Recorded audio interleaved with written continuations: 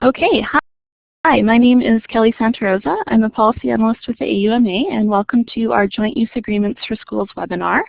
We're recording this webinar, and both the recording and a copy of the presentation will be made available to you, so keep an eye on our digest article to come out either this week or next week. We'll have all the links on that. So we have some great guests here today. We have Terry Gunderson here with the Alberta School Boards Association. He will be presenting first. Then Dr. Avi Havinsky with Alberta Education. Barry Beck, Jason Freund, and Don Lucier with the City of Lethbridge and Lethbridge School District will be talking about their model. And then Stacey Latimer and Carol Gerard with Lac-La-Biche County will be talking about their joint use agreement up there. So let's get started. I'll turn things over to Terry, and off we go.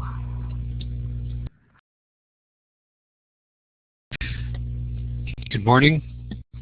As you heard, I'm Terry Gunderson. I'm an education consultant with the Alberta School Boards Association, and certainly on behalf of the association, I want to extend compliments to the AUMA for hosting this webinar. It's certainly my privilege to be involved. As schools are a community resource, it makes so much sense to jointly plan and jointly use this resource. It just makes sense to work together. Prior to the work I'm currently doing, I was an Associate Superintendent of Planning and Operations for Strathcona County and then Superintendent of Schools for Strathcona County Schools. At that time, Strathcona County was a highly integrated municipal education entity, and so doing things jointly was just the natural way of doing things. Following the provincial changes in 1995, I became the Superintendent of Elk Island Public Schools, which obviously was an education entity. There are a few joint use, exceptional joint use agreements across the province that I'm aware of. As an association, we can certainly point parties to a number of those. As you watch the webinar, our hope is that you will be inspired to move more dramatically towards joint use than might currently be the case. We would encourage you to be a first follower in joint use and planning agreements.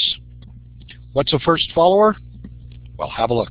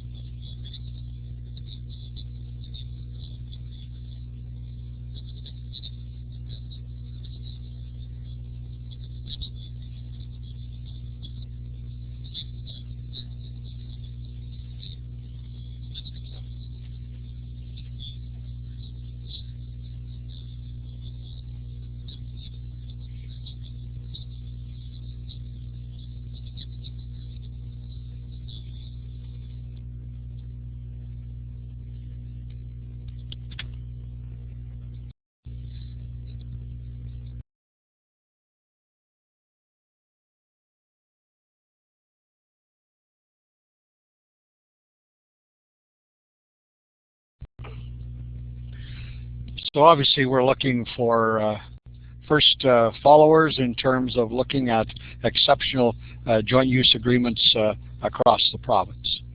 So I spent time on a provincial committee with partners as noted on this next slide. It was particularly impressive in that it involved 3 government ministries as well as the provincial associations listed. You will be very familiar with AUMA and AAMD&C. The others here are the Alberta School Boards Association and the Association of School Business Officials of Alberta, ASBOA. Alberta Education was the project sponsor, and our next speaker today, Avi Habinski, will be chatting more about the project and its findings. I would, however, like to point out 2 recommendations that were particularly meaningful to me: long-term integrated planning and joint use and planning agreements. The report was entitled Guidelines for Planning School Sites. I believe that there's great value in collaborative partnerships amongst provincial associations, as demonstrated today, as well as locally between school boards and municipalities. As a provincial association, we've seen areas where there has been great collaboration at the local levels. We've also seen areas where it doesn't appear very visible. 2 major pieces of legislation affecting school boards and municipalities are out there provincially. The Education Act received royal assent quite some time ago, but is still awaiting proclamation. The 2 key words, collaboration and engagement, appear 22 times in the Act. This is certainly an area for emphasis, and it specifically mentions municipalities as partners for school boards on a number of occasions. It's my understanding as well that there have been some consultations on the Municipal Government Act. There was a period of time, and that resulted in a document, MGA Review, Summary of Input and Issues. I also understand the MGA will receive first reading following the Victoria Day weekend, with proclamation prior to the elections in the fall of 2017. So there may be further opportunities for respective parties to provide input into both acts. In my opinion, that would be highly desirable. A recent report by the Auditor General outlined the unprecedented emphasis on education infrastructure as a provincial program. Phase 1, a program that's mostly complete, involved 35 new schools. Phase 2 involves 50 new schools and 70 major modernizations. Phase 3, 55 new schools and 20 major modernizations. Some additional dollars were identified in Budget 2016. This reflects the work that has to be done and the fact that 8,200 more students are anticipated in September 2016 in Alberta schools. So, in my opinion, we have a historic opportunity to work together. This webinar is focused on joint use agreements with some reference to joint planning. I can tell you that at the Spring General Meeting for ASBA, there will be a school site planning session that will occur on Tuesday, June the 7th. I'd like to conclude by saying it seems very reasonable to explore providing the very best foundations for the process of planning for and using schools.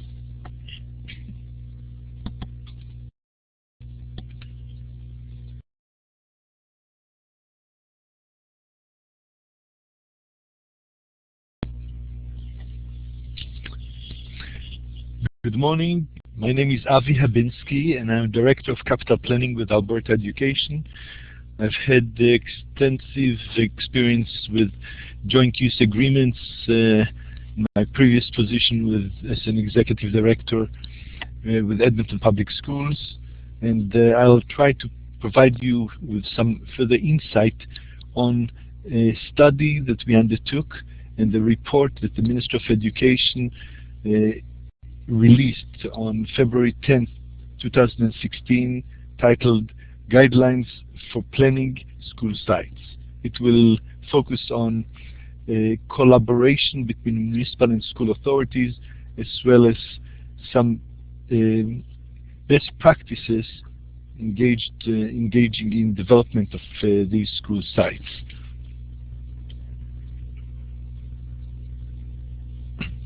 Terry earlier mentioned that the involvement was quite extensive of the study with the representatives from education, infrastructure, municipal affairs, as well as the AUMA, AAMDC, ASBA, and ASBOA. I would like in this opportunity also to commend the AUMA for arranging this form of webinar on school sites. The group from the outset focused on some of the principles that we believed in. One is that the schools are community assets, and that municipal, local school boards and the province must collaborate in this process of securing future school sites, and that the roles and responsibilities must be clearly defined so every party knows what they are responsible for, as well as the fact that partnership, and we encouraged partnerships during the processes of building future schools and modernizing existing facilities, to partner with municipalities, with local communities, because when you do that, the benefit for the broader community is enhanced. Part of the input that we received were from two sources: school jurisdictions, and there were sessions that we had in Edmonton for the North, Central and North, as well as in Calgary. And with the municipalities, we had 3 meetings in Lethbridge, Airdrie, and Leduc, and we received significant, important input on what stands in the way of collaboration, as well as some of the issues that they would like to be addressed. The school jurisdictions shared with us that the concern of no provincial standards for school sizes, and there is a challenge in that, because we, as the provincial level, do not have control over the delivery of school sites. We, in the Municipal Governments Act, expects the delivery as interaction between the municipal and the school authorities. The next one was the relationship between school boards and municipalities vary markedly.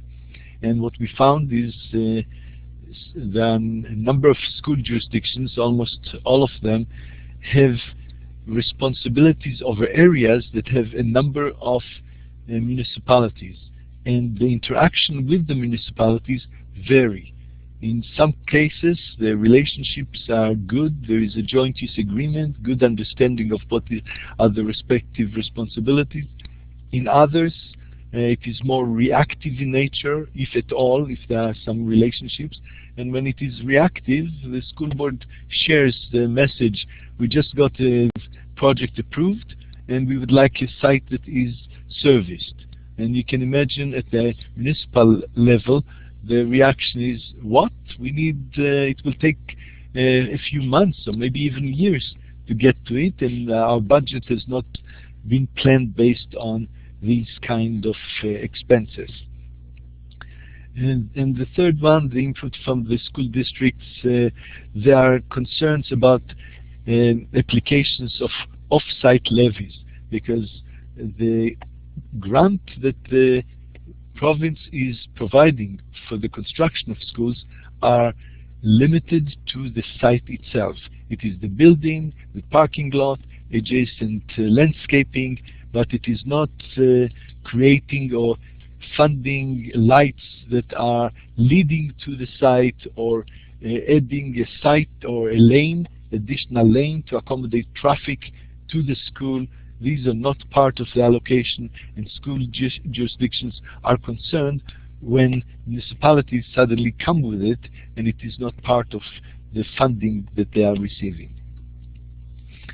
The concerns with school sites, some of them that I identified here on the screen, the topography. Schools are not necessarily receiving the best sites through the developers. Sometimes it is areas with slopes that require significant investment into grading, and sometimes it is the lower area and immediately you can see swamps because this is not easily developable. You need to invest in it, and these are the sites that end up passing on through the municipality to the school board. Also issues of sites not being serviced. At the present time, the sites need to be serviced in order for education to recommend that the school is going to be going ahead or going to be funded. The issue of property size I mentioned before is also, and it is sometimes inadequate. Some of these sites were identified long ago, sometimes 15, 20 years ago, when the traditional school was K to 600. Nowadays the school districts are trying to build K to 900. You require significantly more land, and there is a gap between what is needed and what is available. Quality of the soil sometimes is a challenge. Contamination, organic material, stockpiles on the school property that needs to be removed before the project can proceed, and playing fields. In some municipalities there is no recognition that it is the local authorities responsible, between them, responsible for the development of the school site. As a result of these kind of challenges, projects are delayed, the costs are rising, and projects are cancelled. In a recent case in Calgary, the high school, Catholic School District High School, needed to be relocated because the original site was not ready in terms of servicing the site. The input that we received from municipalities towards this study were the following. They wanted to have a consistent and predictable capital funding. So for a period of 3 to 5 years, if they know which projects are going to be funded, then it is easier to incorporate them in the budget of the municipality and ensure that they are available in a timely manner. Local obligations to make sure that each party knows what is expected of them. Playing fields, who is responsible and when is it that they are needed.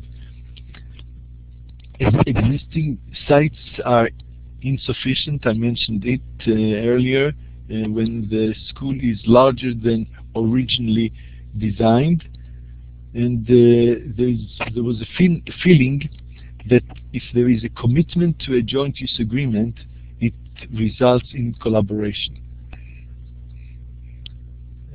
Out of the study, we ended up listing a number of recommendations, and here are some of the highlights.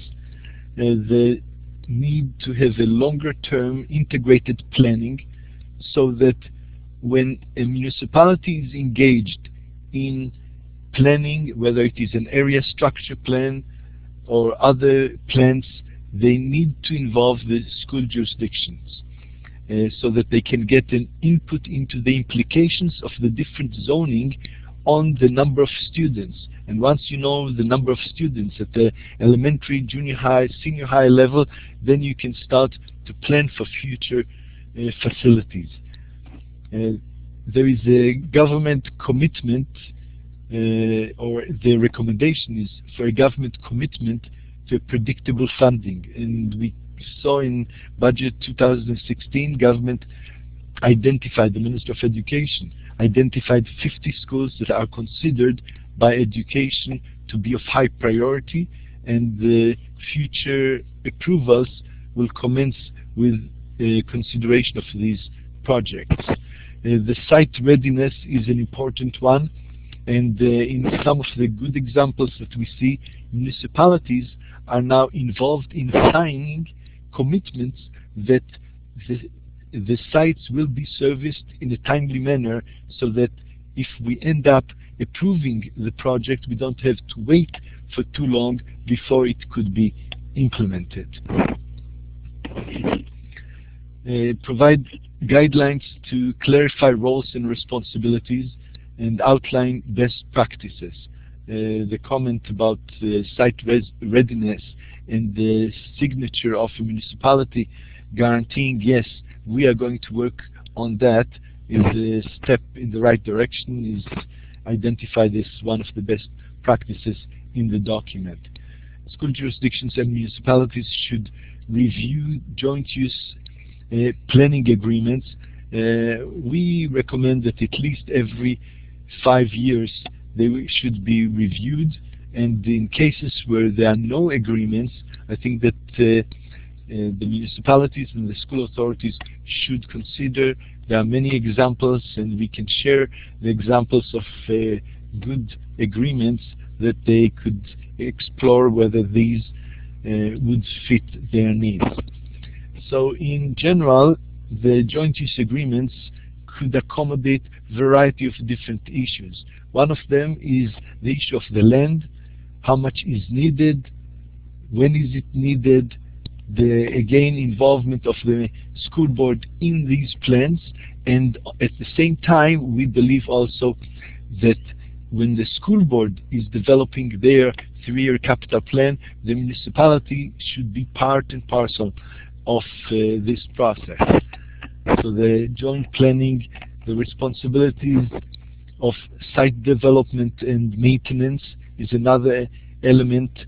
It is not only that it is the land, but also the maintenance in the longer term.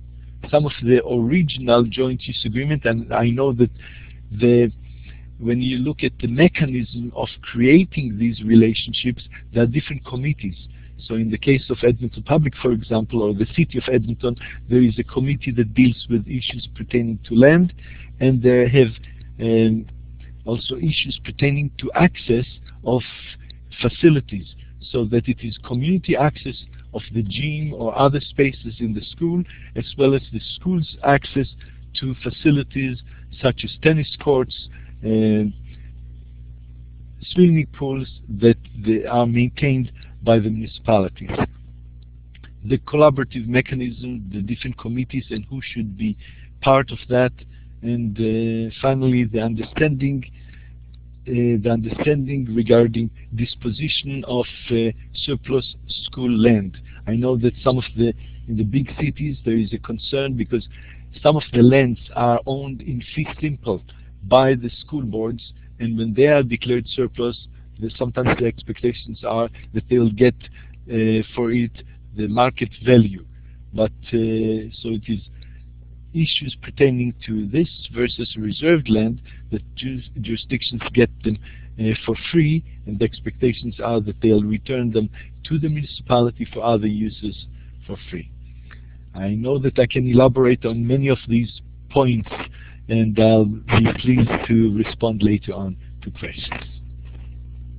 Thank you. Okay, thanks very much, Avi.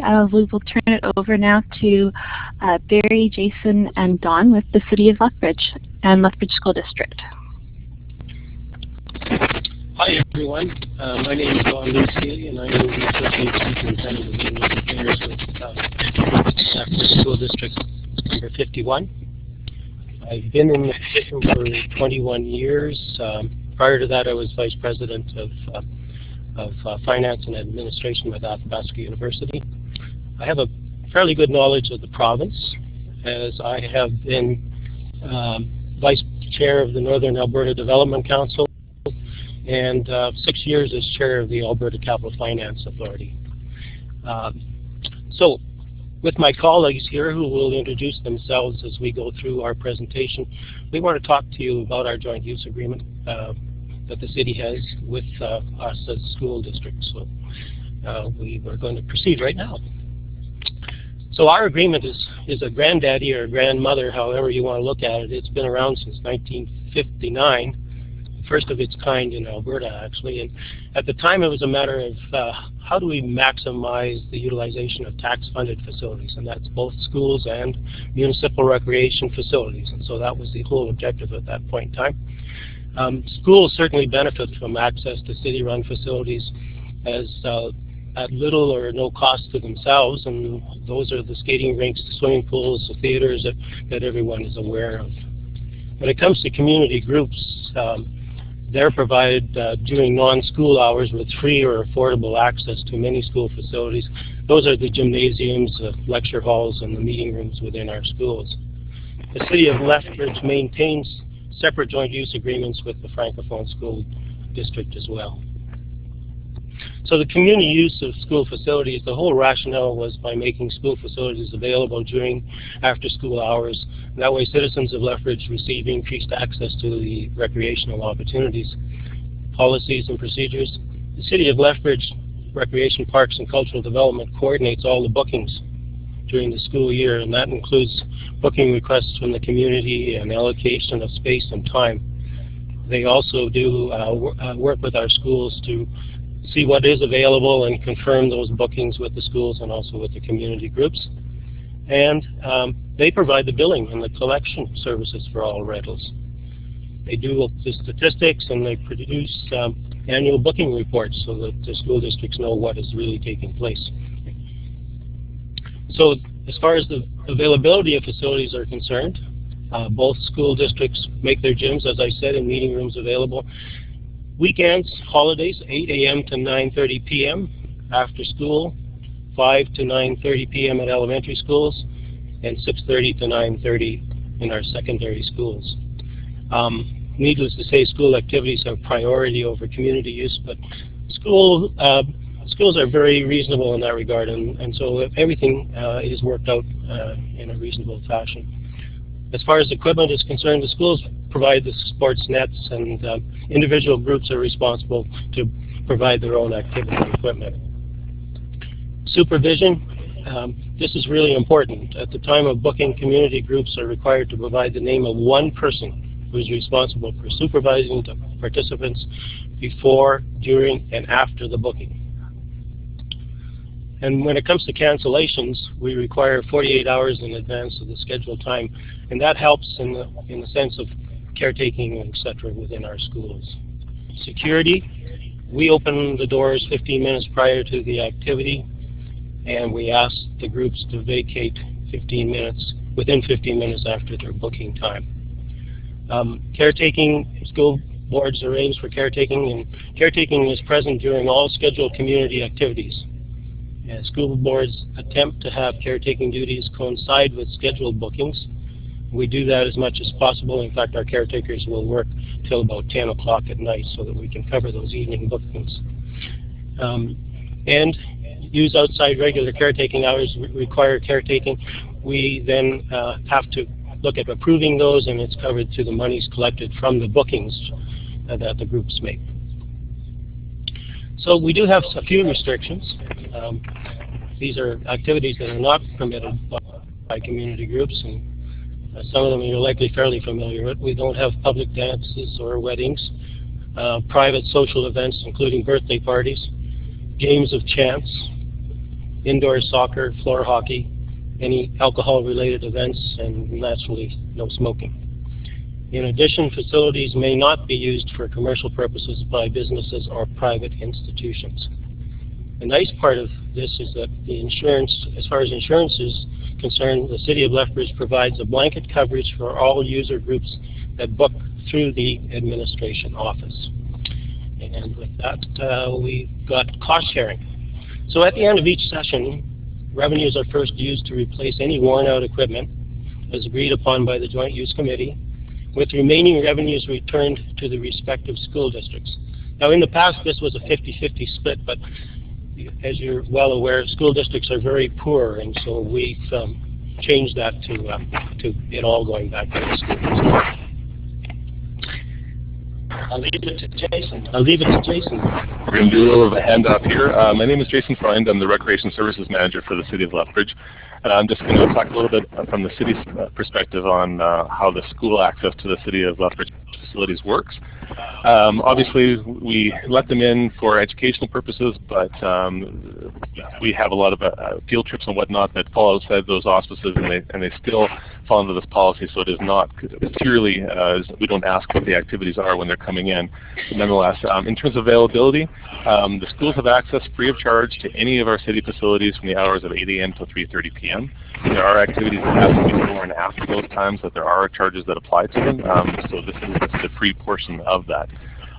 It applies to all Lethbridge schools that are participating in the joint use agreement, and for us that is actually 3 school districts right now. That's the School District 51, the public, the Catholic School District, and the Francophone District. So we have all 3 districts that operate within the city right now that are participating in this.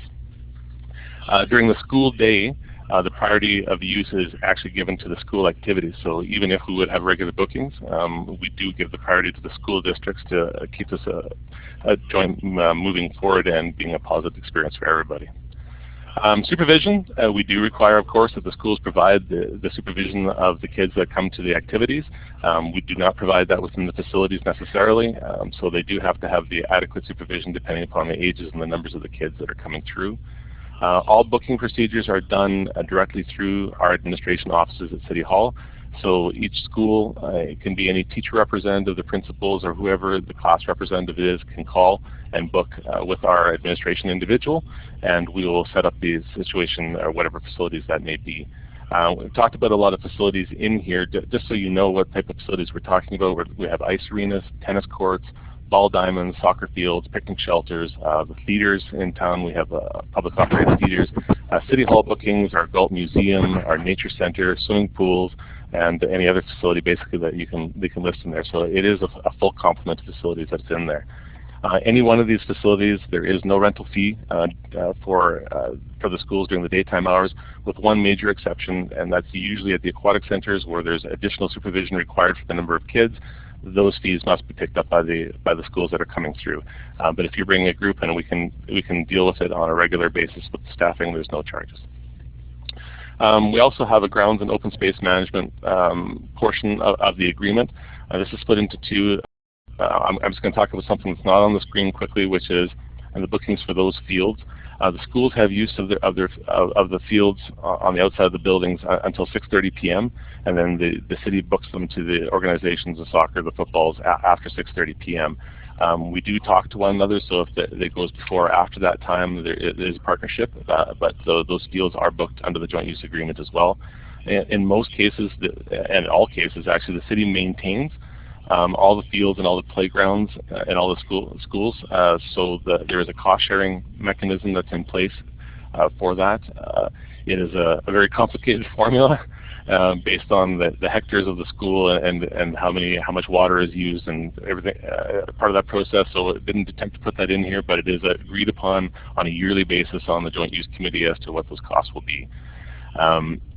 There's also additional special maintenance requests that go in there when we have special projects, whether that be replacing a ball diamond, adding another field, backstops, posts, those type of things that get taken care of, as well as a budget meeting once per year. The city maintains the grounds out the back door. What that basically means is on the back end of the school, where most people don't see it effectively, from that point on out the doors, with maybe a 3-meter buffer, the city maintains and does the maintenance on everything from the grass to fields to everything else that's out there. That also includes all the playgrounds, as I mentioned earlier, that are on the back of the door. The school boards themselves are maintaining the front of the building up and including to the sidewalks to the road. So that's where the sharing agreement goes from there. And I'm going to pass it off one more time. I'll be back in a minute. Thanks, Jason. This is Barry Beck speaking. I'm the Community Services Director for the City of Lethbridge. I work closely with the school districts on an ongoing basis. I've known Don himself for quite a few years. I used to be in the consulting engineering world and helped Don design and build a number of schools, including the West Lethbridge Center, which was 2 high schools and a library. So it was really quite endeavor. We actually built an entire subdivision to make that happen. It was excellent. So how did that happen? How do we ever get to the point where we could actually work together to build an entire new neighborhood in our west side of our municipality? Well, really it was our long-term joint use agreement provided the venue or the opportunity for us to actually start those kind of conversations. So it provided a forum for discussing these long-term, that particular project, but also all long-term plans that both the City of Lethbridge and the school boards are envisioning. It's also a mechanism for securing future sites in new development, and we have those conversations all the time, and we're working on those even today. Opportunities for the school and school boards to share new construction costs are also discussed, and we'll have some examples of that in a little bit. The city works with the school boards quite extensively to identify sites and together work towards providing the best school sites possible and those that are available.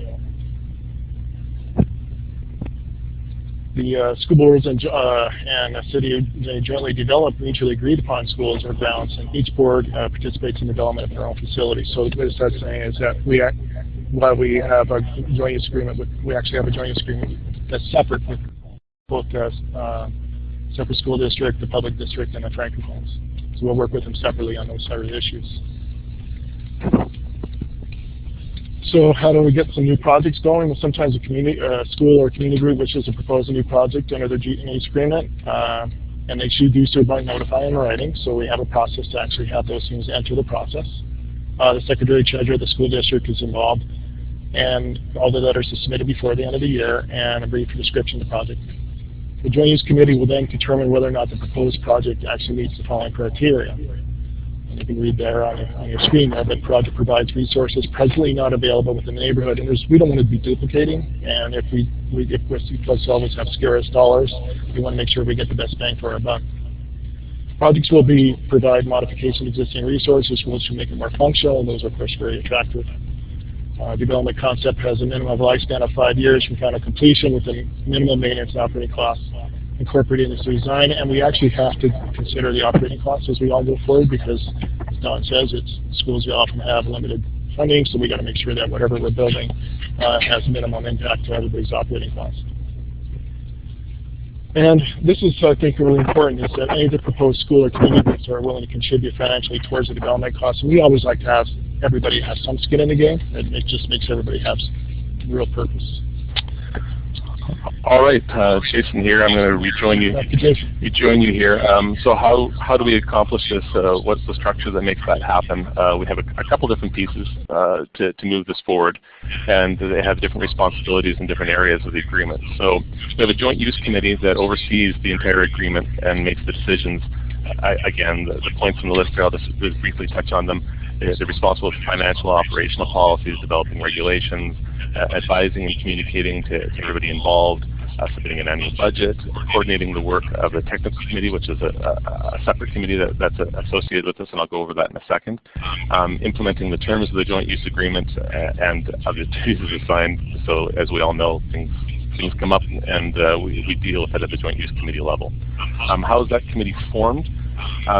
Really, the base here is that we have the people that we need at the table. It's not so much of a numbers game with one organization or another, it's just who do we need to make things happen at the table. And currently the way that exists is both school districts provide 2 individuals, one that is more operations based and one more administration based. The city themselves, Barry sitting next to me here, the Director of Community Services sits on that, a Recreation and Culture General Manager, and the Parks General Manager. So basically it doesn't matter what topic comes up, we have the individual at the table that can do that. There are some very important people that also sit around the table that aren't listed on here that should be mentioned. We have our financial individuals. We have programming individuals in the city, the administration, the ones that do the bookings that are present. So we have, again, as we need, and we identify agenda items that will bring more people to the table to have the discussion. There is, as I mentioned, the second group of individuals is the Joint Use Technical Committee. These are the ones that talk about the actual projects that happen on the school grounds, playgrounds, the soccer posts, the maintenance, those type of ideas. We have one representative from the city and one representative from each school board. Again, that's the official board. There's actually more like 7 or 8 people sitting around the room as we bring in the necessary individuals. The group in itself appoints a chair, and we call meetings as necessary as projects come up. This group deals with extensively, for the most part, the playgrounds from the schools, the parent boards from each of these individual of schools. They come up with funding ideas to have playgrounds expanded or developed for their schools. It comes to this group to work through the details to make that happen and to give them advice. Other responsibilities down the bottom of the page there, again, I'll go through them quickly. As you can imagine, they have the formal responsibilities of creating a budget, creating a list of priorities, getting budget approval for their projects, technical aspects, having designs prepared, and then reporting back out. And probably most importantly, this committee communicates directly with the community groups themselves. It's not the Joint Use Committee that does it; it's the people that can give the answers, which is this technical committee. So they deal directly with the public, and that's their major role. And they provide all the documentation and letters that are required for grants for applying for money for different organizations that comes from this group. And back. All right, it's my turn. Don Lucier here. Regarding construction of new schools, provincial funding formula sets the infrastructure parameters for schools, and one of those is gym size. And these parameters may meet school requirements, but not necessarily the community needs or facilities for sports competitions. So in the spirit of the Joint Use Agreement, and to benefit students and the community, the City of Lethbridge directs municipal funding towards enhancement of new schools. Just as an example, the City of Lethbridge has provided funding to enlarge my new elementary school that's currently being built. They've put $750,000 towards that expansion, and that will increase the gym by 200 meters square, which will make it available to sports competitions and better use for the community. As far as the size of the school sites, those are determined jointly in collaboration with the city. And I must say that over my 21 years, we've built a number of schools. We've never had an issue as far as size of site, etc. Many school sites are a combination of school sites and city parks, and so are very large. One thing about the city is that there's so many trails, and they flow through our school sites and through the parks, and it's just a natural transition. It's a wonderful, wonderful city to be in. Boards have the title to the school building site, which is usually around 3 meters around that particular site, including parking lots, and joint title to the rest of the school site. And the rationale for the joint title to the rest of the school sites basically ties in with if somebody wants to come along and put an electrical box sort of thing, and so it could be a liability thing. So this way we sit down and we talk about those kind of things, and we work them out accordingly. The other neat thing about the city is that when we start to do our construction of our school site, the city moves in right away and starts building their fields. And so in that case, they can get 2 years of growth as far as the grass is concerned. And so that makes it much more able to stand up to the community and the school use. It's in great shape when we take it over. So now I'm going to pass it back to Jason. Or is it Barry? Yeah, thanks, Don. I just wanted to make, Don has on his example for 200 meters on a particular building here. It actually has a real reason why it's 200 meters. For the when the province sets their funding formula, let's say it's an elementary school, the gym is usually fairly small in some respects, and the extra 200 meters gets it up to about the size of a middle school gym, I believe. And that's the size that we need for our community groups to have more community groups that can access that facility in that regard. So that's that's probably the primary reason that we actually provide additional funding, so we have more community access. All right, and obviously, I mean, you've heard all the positives there. There's always challenges that go along with any one of these types of agreements, and the City of Lethbridge and the school districts are no different. We've sort of identified a few of the key ones here. These are by no means the only ones, but we'll touch on these ones just as warnings as to how we try to deal with things. Our biggest challenge by far across the board in terms of booking this is getting all the individuals involved, the sports groups, the teachers, the principals, to understand that how the booking process works, and to please use the booking process rather than going around the side and using the facilities on their own. The key to this one really isn't the fact that they're using the facilities. The key to this one is actually the insurance, is that anybody using these facilities that aren't booking through the process, as we mentioned before, the city blanket insurance to everybody, those groups that are in there aren't covered by anybody. And so we're putting kids or adults or whoever at risk in those situations, and that's what we're trying to avoid as much as possible. Finding caretaking for the weekend activities. Obviously the school districts are unionized staff, and those weekend times are overtime for any one of the caretaking staff that are working them, and therefore are optional for them. They don't have to work the weekends, so we rely on our relationship with them and the relationship with our groups to keep those weekend activities rolling forward.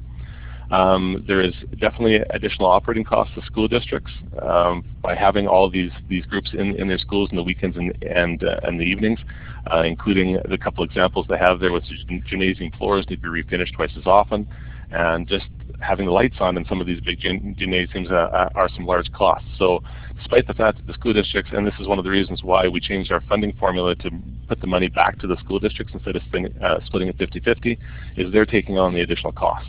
The city does the administration costs of staff in the city hall, and that's true, but many of the maintenance costs and the cost of running the lighting stays with the school district, so that's why they take the money back at the end. And demand by the community is greater than any of the space we possibly can have available. It doesn't matter how many gyms and how many hours we open up, there's always more requests than we can have available. For example, our basketball group in town right now, we only probably give them about 60% of the time that they're looking for. They run a full program with that, but that just shows the expansion level that they would go to if the space was available. So it's an incredibly popular and positive development.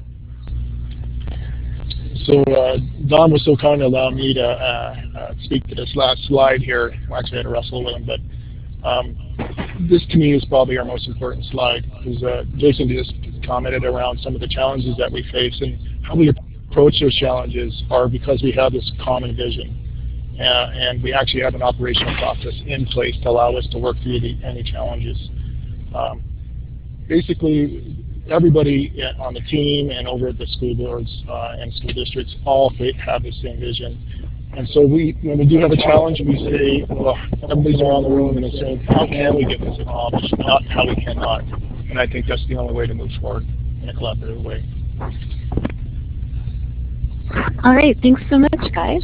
So that was talking about the City of Lethbridge's joint and the school board's joint use agreement model. So now we're going to go over and talk about the model that we're using in Lac La Biche. So I will turn things over to Stacey and Carol. Thank you, Kelly. Hello everyone, I'm Stacey Latimer. I'm the Manager of Recreation and Culture with Lac La Biche County.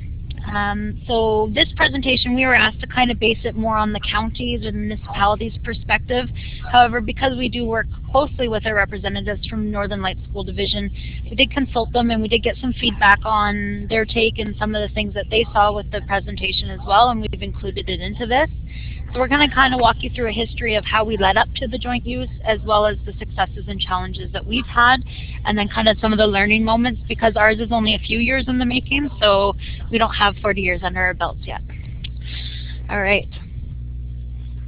So just for those that aren't aware, Lac La Biche, our little community profile, we're about 12,000 within our county limits. We're about 2.5 hours northeast of Edmonton, so kind of halfway to Fort McMurray for those on a map. Obviously rely heavily on oil and service industry up there, tourism in the summers definitely. And right now we have 3 public schools, 1 French immersion, 2 Francophone schools, and a St. Catholic school opening this fall. J.A. Williams has roughly between 500 and 600 high school students. So why the joint use? I'm going to hand it over to my colleague Carol now. Sorry. Hi everybody. Sorry. My name is Carol Gerard. I'm the Business Development Coordinator at our multiplex, the Bold Center. I've been involved from 2012, drafting the actual joint use agreement, working with the committees, and working through the first year of its success. So just to talk about how we first started, the municipality had been looking at getting a multiplex because we needed to close down some of our old buildings. We wanted new facilities, and the school division had approached us wanting to take part in this. They needed some new schools as well, and we could take advantage of economies of scale, get 2 projects underway at the same time, We had a plebiscite done in 2012 asking residents if they supported a borrowing bylaw, because we had to borrow up to $48 million to see this done, and over 70% of our residents voted in favor. So in May 2009, construction started. As it turned out, both projects did not get built at the same time. So the Bold Center opened up in January 2011, and then the school opened up in September 2014. So, let's see. This helped to lessen the tax burden on ratepayers, and we got to share construction costs of some of the common spaces and the ongoing operating costs of the facility. And one thing, we got 2 field houses in the end, which was an intricate factor because the school came on board. Otherwise, we only would have had 1 field house.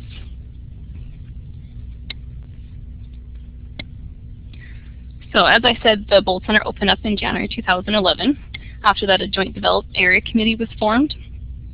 We first started off with a ground lease, and that was a 50-year lease. So what happened is the school actually leased the land from the county and up to 5 meters around the building. And once the ground lease was finished after 50 years, the school became property of the county, and unless it wasn't renewed. And after that, we did a joint use agreement. So the steering committee was formed in 2013. And I'll just pass on to Stacy just to give you an idea of what was all involved with the Bold Center. Yeah, so a lot of people ask why the Bold Center. If anyone knows, Lac La Biche is small, and having this multiplex has added a lot of value and infrastructure to the county. We have our tagline that's called Life Happens at the Bold Center.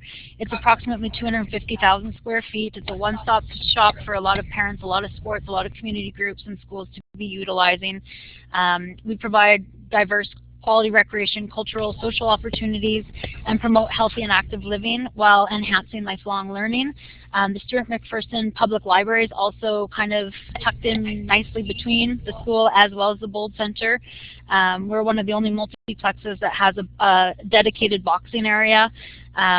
We have food outlets, we have a community hall attached to us, so it does make perfect sense for having the schools attached, as they have access to a lot more areas. So with the Joint Use Committee, we'll just review quickly who we had.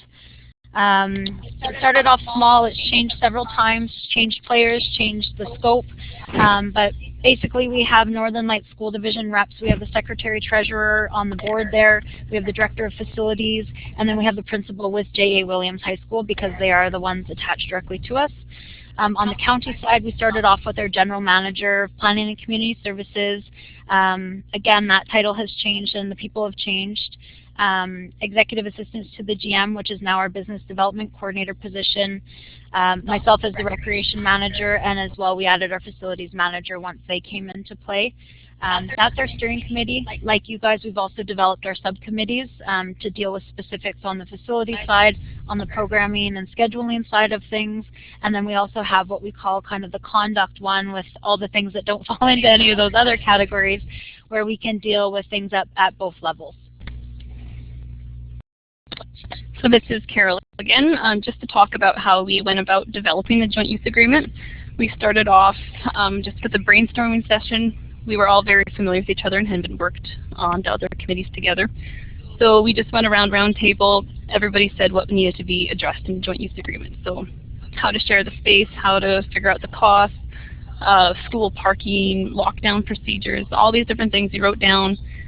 We explored other municipalities' joint use agreements, did some research, drafted it up, and then we started going back and forth with solicitors and task force. Council did get involved at one point. They got to put in their input and made sure they were comfortable with it as well. Then the school opened up in September 2014. We weren't completely finished the agreement, but it gave us a chance to put it live and work out the kinks. So that was actually a positive. We made a few changes, and then it was officially signed off October 28, 2014. So we always kind of went in this thinking that this is a living document, especially the first few years. We haven't had any experience with this. We needed to really be able to be flexible. So the duration of developing it took about 15 months. there were 4 to 5 revisions.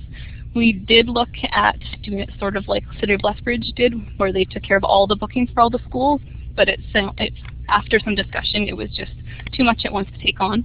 You're suddenly going to have 500 students into the Bold Center, which our community members were used to having all for themselves, and now they had to share the space with students, and students had to get used to having their main gym as a part of a multiplex, so it took them getting used to. So the actual agreement was about 19 pages, and that was more the legalities and different things. What we really concentrated on were the schedules, and that was, we went pretty detailed because we wanted some parameters to go around. We could change it later, but for example, some of it was, hold on, let me just switch the slide here. Sorry, this is just when they signed the agreement officially, the school board and the council. Where am I? Oh, sorry about that. Okay. Okay, so the joint use facilities, so the school Fieldhouse 2, is as we call it, it's actually the equivalent of 3 full-size gyms. That's what the school has from 7 a.m. till 3:30 p.m. daily. That's automatically theirs. And then from 3:30 till 6 p.m. they get 2 of the gyms in that field house, and we get the one for our drop-ins. And so we have different parameters on that, how to book, when we have to be booking. We do split the cost of the utilities. However, we didn't do the 50-50 split. When we looked at it more closely, we did a formula based on usable hours. So, for example, the school could use it from 7 a.m. to 3:30 p.m. and the county could use it from the weekend hours and all summer long minus summer school. So it turned out the county did have more use of it. So that's how we came up with 44-56 split. We shared different capital costs such as refinishing the gym floors.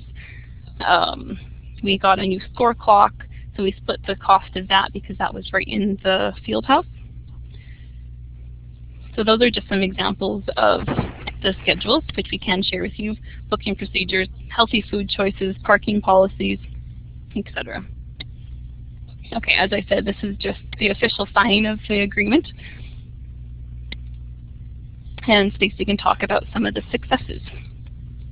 Okay, so when I first started at the Bold Center, January 2013, I have to say it was a little bit of a dead zone during the day. That has changed dramatically. The community is really embracing the Bold Center, is really taking pride in the multiplex. We have increased vibrancy during the day. There's just a buzz of activity all day long now, which is great to see. We get more use out of our infrastructure. We're using a lot more of the spaces efficiently. So like we said, not having a lot of different facilities available within our area, they have access to 2 ice surfaces. They have access to curling, 4-sheet curling rink. They have access to come in and do other things that they wouldn't normally get to do. We work together on the sports fields, sharing the costs, and our members and our ratepayers as well get access to those types of additional value infrastructures as well. For example, some of the tournaments events that we've had just currently on the slide here, we've just hosted 3 large badminton tournaments this month alone, where we had anywhere from 100 to 500 players coming from the middle school to the high school level. Our popular Wow Pow tournament held every October. We always have 40 or 50 teams in that tournament. The Pink Shirt Day, which is the anti-bullying event that happened a couple Februaries ago, we had over 900 children there that day. And the party, the Preventing Alcohol-Related Trauma in Youth, again has been historically held at the Bold Center. So the schools are, like the Lethbridge one, they're able to come and book our facilities during the day at little to no cost. Like they said, the access to the pool as well as the rinks are the higher cost for us, so we do have a nominal charge involved.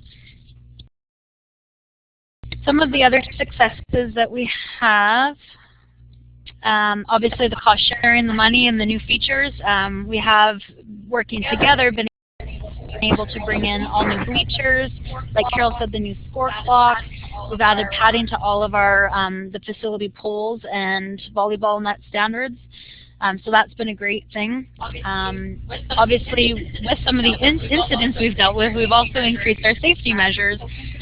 So incident reporting, lockdown and emergency procedures, all those types of things take such more of a priority for us at this point. We've done a lot of joint staff training and a lot of the training to bring staff up to par with dealing with public as well as schools. For example, at the end of May here, the school board's putting on a threat risk assessment workshop that all of us will be attending as well, so that we can better understand some of the things that we're all dealing with. Increased communication and partnership has continued to evolve. We have a better appreciation of what each party has to deal with, both on the funding level as well as the politics level, how the decisions get made, how long decisions take to get made, and what the reins are that things have to go through. It's also brought us closer together to working to strive to do common goals. So things like the field, the upgrades and that type of stuff is really nice to see. And the co-sponsorship, when we go out and we seek sponsorship, or when the school does, again, we want to deal with that together. Sponsors are more likely to get involved when they see it, more entities involved, and we're both benefiting from that. So some of the examples we have there is all of our fitness equipment is sponsored or provided by Apple Fitness. The school wants use of the track, so we're working on a three-way partnership to say, they'll buy the equipment, we'll maintain it as part of our service agreement. Our members get access to it, the students get access to it. It's a win-win-win all the way around. Some of the key opportunities, obviously, the business growth and leasing interest has increased as well once the school came on our booster juice in our main hallway, as well as our penalty box concession upstairs, are doing very well with all those students coming each day. Vending and ATM machines are also seeing an increase in revenues. We've had lots of interest shown from anything from retail, massage, tanning, food outlets. They all kind of want to get into the Gold Center now because it's, doing well. Increased usage and exposure. I didn't bring all our stats with us today, but obviously our membership rates, our numbers, the amount of rentals has kind of quadrupled since we first opened the doors in 2011. Our revenues have also seen a huge increase, and a lot of that is due to the school coming on because everyone's embracing it. We've incorporated a corporate membership program which all the school teachers and all the county employees and all the businesses in town get to take advantage of. We have a youth intro to weight training where, again, they can get early access to the space, and we're now incorporating laser tag as something, again, it's a little bit of a one-off, but it's something that's seen in rural Alberta. We don't have the access to the city amenities, and that's something that, again, groups, youth groups, school groups, and everything are going to be able to take part of. So that's good to see. With the construction, we obviously got more space. We have bridging areas between the school and the Bold Center. So we've received an additional studio space, which has been great for the amount of fitness classes, yoga classes we have. We also have a 10,000 square foot undeveloped space right between the school. We do have plans to develop it. However, right now it is being used in the shell format for a variety of fitness classes. We have held exams there, parent-teacher interviews, everything to firefighter testing, special events, and so on. So that's been a really good addition. Reciprocal use, like the City of Lethbridge had talked about, the schools have allowed our community groups and county programming as well to use the 4 different school gyms, classrooms free of charge in the evenings and weekends. The partnership growth, again, like I said, with the sponsors, the relationship with Northern Lights and the county progresses, more partnerships are continuing to flourish. The college is coming on board. We have Canadian Naturals, Devon Energy, Synovus, Apple Fitness. They're just a few of the different sponsors who have really kind of joined forces for funding as well as support. They've come out and helped with programs. They've sponsored community free times, and it's just a great thing to see for the community. Opportunities for the students for work experience. They don't have to worry about busing anymore. The Bold Center is kind of off on its own in the community, not really accessible to the rest of the schools. They have direct access right to us now, so they come in anything from the fitness center, child minding, facility operations, things like that, which can lead to future employment. It's great on-the-job training. Increased activity levels and opportunities, again, with the whole component of physical literacy and trying to keep people active and all the strategies coming out. Students have that advantage here of being attached to the Bold Center for leisure times and drop-in. We've added a student sticks time over the lunch hour so that they could come in and hit the ice. We also, like I said, have that youth introduction to the weight room so they can get early access if they pass the course. And a lot of those courses we run on No School Fridays, so they can take advantage of it. Some of our key challenges that we've found at our operating level, funding and politics are always some of the ones that are dealt with at a higher level. But as you see in the picture here, we have this corridor that's that has a big X through it. This is the main corridor that would connect the school and the Bold Center, and it's still undeveloped. So right now all the students have to go outside and come around through our main doors, which in the winter it's cold, it's messy, they don't want to go outside, so they're finding other ways through. A simple hallway would have really made a lot of difference for us. Politics and just the balancing the needs of ratepayers in the school, that's always a tricky one because we as a municipality hear the ratepayer side of it, and you know, with our facility we're losing and we're not gaining more. Really they are gaining a lot more, and as I said, some of those partnerships that we're dealing with, that's coming to a fruition now, but some of the things that we had in the beginning, those attitudes have already started to change just a year or two in, so that's nice to see. Unfinished spaces, again, we lack that common hallway, we lack the sports fields and some of the outdoor areas right now, so the peak seasons and the high busy times are a challenge for us as well as the school because we're all vying for the same use of spaces. No decisions have been made on the sports fields. We have had meetings. Both parties are optimistic that someday we'll see some sports fields there.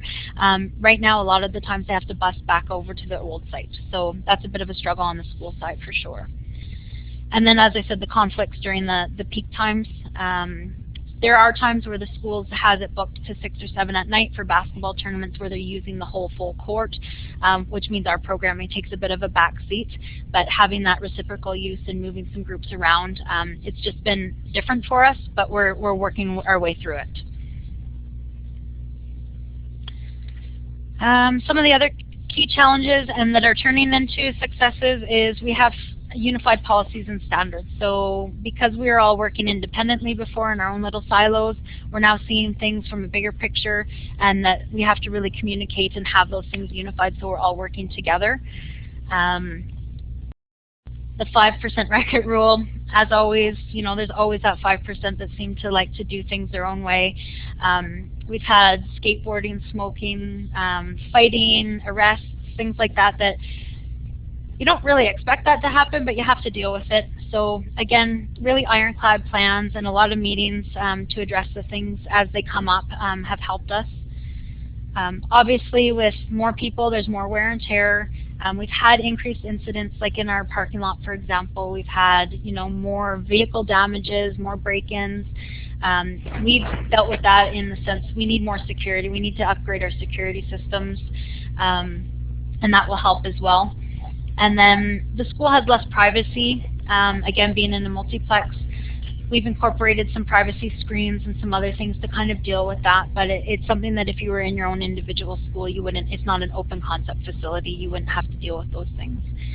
And the just because mentality, again, trying to balance the needs of ratepayers as well as the other users in school use, is just because something else is there doesn't mean that everyone has to have access to it. Again, a lot has to go into the written agreements so that we all feel that we're all mutually benefiting in the same stuff. Hi, this is Carol again. So just some of the learning moments that we've discovered along our way. Really important to do your homework, so we did lots of research. When we were drafting the schedules, we really tried to think of actual examples we could go off of and how best to prepare staff. So if they could actually open up a schedule and it would really say, no, this is the procedure and this is what you're supposed to do. If it didn't work, it could go follow up the chain of command. The steering committee could decide if that was the way it should be or not, and we can make adjustments as we go. Subcommittees we did introduce this year. The first year we did not. Everything filtered to the steering committee just to get our grounding. But now we have facility manager and maintenance, along with the gym teachers. Just they can really get a grasp on day-to-day decisions, and then they can bring it up to the steering committee for further support. It's really important to be flexible. I mean, we're in a 50-year partnership, which is basically a 50-year marriage. So we need to make the most of this and the best of this. So we don't want to be too rigid, always be flexible, and use your common sense for what's best for both parties. We don't want to just only think of the ratepayers, only think of the school, just what's best and makes the most sense overall. We found follow-up action lists are really important because you never know if you're going to have some staff turnover or whatnot. So we didn't want to have to restart every time. So we really did lots of meeting minutes, follow-up action lists, kept on top of it. There's definitely still things that need to get done, and at least we have a history on it. So that's where one of the challenges too is the gym for the school is they don't have an area to do their exams. So right now they are using a shelf space that is free at the moment that we own, but it might be developed further on. So if you're thinking about a joint use agreement, that's some things to think about. Is it'd be hard to conduct an exam in a field house that you can hear the public walking around. There's a track above them, etc. And same with the sports fields is they're not in place yet, and hopefully they will be. But it's not a for sure thing yet. Billing and tracking. So every year we do a report on wear and tear. We want to make sure everything's fair, so we keep track of costs and expenses, that it's no party is sufficiently burdened. It should be a fair trade as much as it's possible. And I'll just hand it back to Stacy. Thanks. So just in closing, things to consider if there's groups out there that are looking to get into this from our perspective is what kind of relationship do you have now and what kind of relationship do you want going forward? Those are things really to take into consideration. And we kept talking about the big picture. I can't see things just from my point of view as the municipality side. I have to also consider the school side and vice versa. Funding and support. Undertaking a multi-million-dollar project like this definitely has political and financial implications.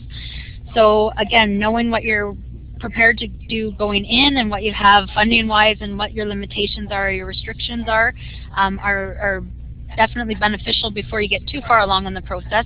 And ensuring both your council as well as your school board are on board will help see the potential for the opportunities, because once it's there, like we said, we're not going anywhere. It's attached, it's here to stay. Daily operations and maintenance, again, having those day-to-day communications and follow-up action lists, policies and procedures, and having staff trained and buying in make it so much more successful. Think about your future growth and capacity, like we talked about. Are you planning to do sports fields? Are you planning to do a full-on arts theater? Additional clubs and user groups that may come on board after the fact. If you only build small, you're only going to have that. You're going to outgrow it within a certain amount of time. So think big, think longer term of what your big long-term plans and visions are, like we talked about the capital planning and joint planning. And then how are you going to evaluate whether or not this is successful or not? We're still in the early phases, so although we're considering it successful, we think we have a very good relationship and things are going quite well. How do you measure your success or assess what has worked long-term and short-term? Like we said, we've tracked a lot of things. We track our billings, we track our correspondence, staff costs. The first year, we met and discussed experiences. We created all of what we thought the successes were from both ends. Sure, going into something like this, you're going to have your challenges and frustrations, as any partnership kind of does. But we're committed to this, what we call our marriage, and seeing it through from both angles. Without each other, we kind of fail to fully succeed. So that's the way we've looked at it. and we're hopeful that this will be a great marriage going forward. So thanks for your time today. Okay, thanks very much, Stacy and Carol. I love the marriage metaphor. So there's Stacy and Carol's contact information if you have any questions for them. And if you have any questions for any of our presenters, just shoot me an email. I'd be happy to put you in touch with them. You also have the opportunity to ask some questions right now. So we have one question already from Kim and Nicole. They're both wondering if Lac-La-Biche County and Lethbridge would be open to sharing copies of their joint use agreement. So I'm going to ask Jason first to speak on behalf of the City of Lethbridge. Yeah, absolutely we would be. We've done that for anybody before. I'm actually going to, I'm not sure if it'll show up or not here, but I'm going to type in my contact information for anybody that wants to contact me to receive that. The only kind of warning I'm giving everybody to receive the agreement is one thing, but it really is the spirit, is the handbook that runs behind it, number one, and number two is the spirit of the communication between the two groups is what makes it work. You can put anything you want in paper, but if you don't have the two groups that are willing to work together, then it really doesn't matter, because there's going to be many more things that are going to happen to you that you can possibly see the agreement. So when you see the agreement, you're going to go, well, that's pretty basic. It is. On paper, it's basic. It's making it work, as Lac-La-Biche and ourselves have said to you, is where the trick is. But yeah, I'll put that in there, and by all means, please do contact me, and I'll be happy to send it to you. Okay, and someone's already noted that Lac-La-Biche has their joint use agreement online. So I think we could probably just copy and paste the link into the chat box. Is that right, guys?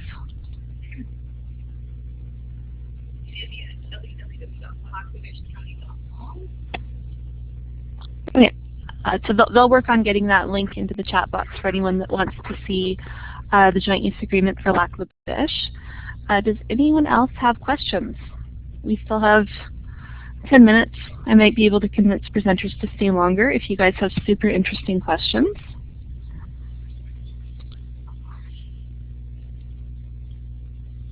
Just a comment that there are many joint use agreements across the province, and they vary drastically from something that is limited to the access to a recreation center and the gym in a certain area, to the one that includes everything, inclusive of land and surplus space, surplus land and surplus buildings that the municipality may be interested in.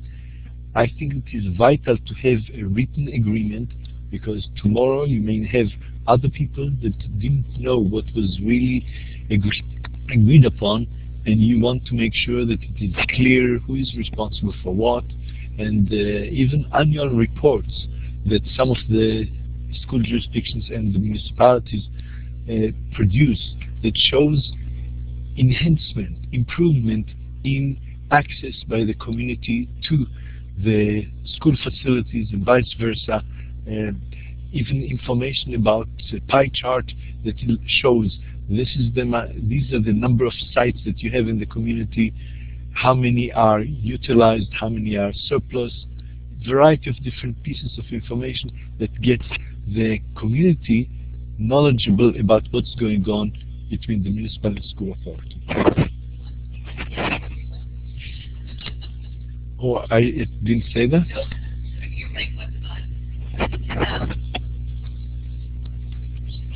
Take a look at that. Oh, you are? Okay.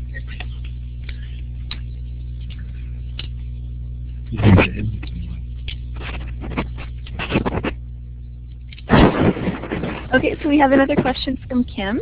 She's just wondering if in the agreement, if the cost split between the school divisions and the municipalities is relatively equal. So we'll ask both Lethbridge and Lac-La-Biche to answer that. Who would like to answer that first? Stacey?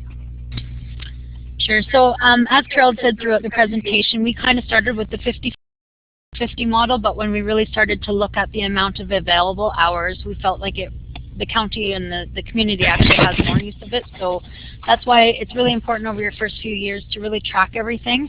If you're finding that one is kind of superseding the other, then we can make those changes. But we felt that that was a very fair cost share. I don't know, we've heard from the school board as well as the county that one is getting taken advantage of the other. We, again, don't see that from our perspective on the steering committee. We think we're actually very well-rounded and very equal in how we're adjusting to things. So. Yeah, if you look in the chat section, J.A. Williams put a link to our agreement, and on the very last page, that's how we determined the cost sharing. And throughout, there's different utility costs is split a certain way and calculated a certain way. The janitorial costs are, Northern Lights pays 44% of when they clean the gym. So that's just some examples. This is Jason on behalf of the City of Lethbridge. We have done complete breakdowns of the costs, and I think honestly it sways in favor of the school districts a little bit in terms of the number of use of hours they get in the city facilities, but that doesn't tell the whole picture. For us, we're not so worried about the numbers so much as because the community use in the facilities, without the school districts, we wouldn't have any. The city doesn't own its own facilities, so we don't know how to measure that exactly in terms of dollars and cents. So despite the fact that the school districts in terms of plain dollars probably come out ahead in the whole process, in terms of the community, I think the city looks at it as we come out ahead, because without the school districts we'd be nowhere. So it's a bit of a balance of looking at the bottom line in terms of budget versus bottom line in terms of what we're trying to accomplish.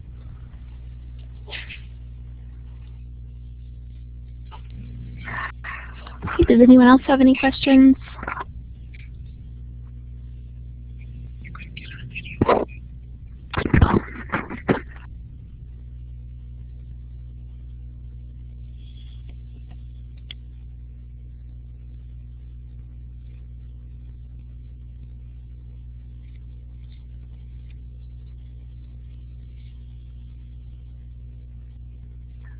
Okay, we have another question from Kim. Do you pay the school board for the use of the facilities per agreement, or is it free?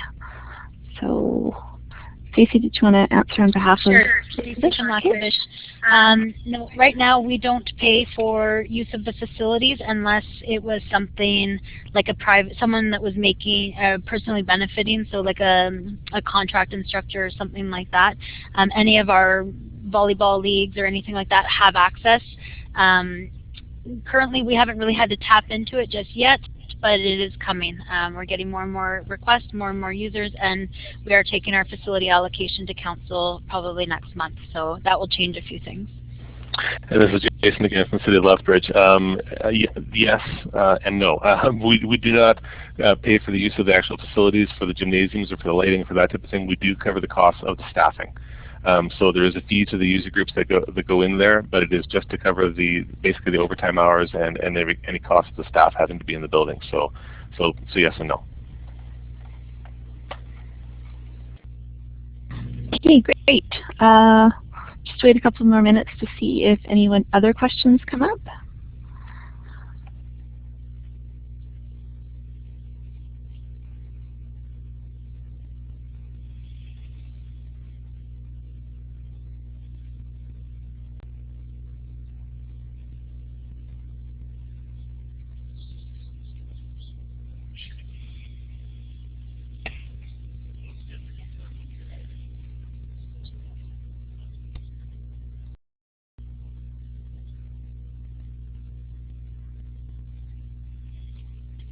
No, congratulations. Thanks. Okay, I don't see any more questions, but so we'll sign off here pretty quick. But yeah, everyone's mentioned, all the presenters have mentioned, you guys are welcome to contact them if you have any questions. We can put in emails, contacts. I also wanted to let you know we have some more events coming up, some more webinars. So we have an emergency dispatch webinar on May 9th, age-friendly toolkit, transportation toolkit on May 18th, wetlands webinar May 25th, and our Mayor's Caucus is going to be in Old from June 15th to June 17th, so please sign up for that. And thank you all for attending. I'd like to thank all of our presenters, Terry, Avi, Dawn, Jason, Barry, Carol, Stacy, who traveled to Edmonton to hold this with us. And thanks to everyone who registered for this. So we hope you find these useful in developing your own joint use agreements in your communities. So we look forward to engaging with you again, and have a great day. Bye.